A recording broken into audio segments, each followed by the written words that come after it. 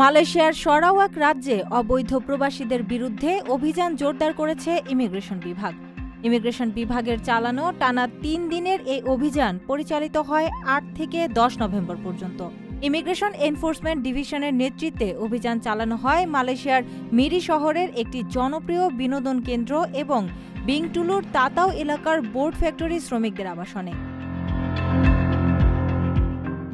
অভিযানে মোট ১৪৫ জন নাগরিক ও প্রবাসীকে জিজ্ঞাসাবাদ করা হয়। এদের মধ্যে ১০২ জন অবৈধ প্রবাসীকে গ্রেপ্তার করা হয়েছে বিভিন্ন ইমিগ্রেশন আইনের লঙ্ঘনের অভিযোগে।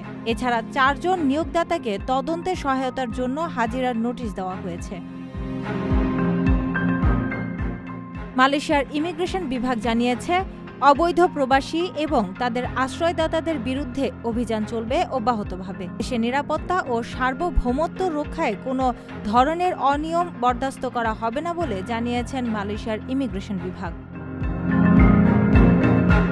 প্রিয় প্রবাসী, আমরা যারা প্রবাসে কাজ করি, পরিশ্রম করি, আমরা সবাই চাই দেশে একটা ঠিকানা হোক, কিন্তু ভয় পাই প্রতারণা হবে কিনা, নিরাপদ কিনা, টাকাটা হারাবে না তো।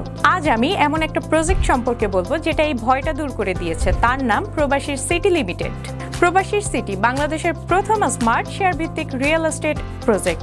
মানে আপনি মাত্র ৫ লাখ টাকা বিনিয়োগে ১% শেয়ার কিনতে পারবেন আর ৫ বছরে পাবেন দ্বিগুণের বেশি হালাল মুনাফা। তাহলে আর অপেক্ষা কেন? এখনই যোগাযোগ করুন স্ক্রিনে দেওয়া নাম্বারে। প্রবাসীর সিটি লিমিটেড প্রবাসী হেলিকপ্টারের একটি অঙ্গ প্রতিষ্ঠান।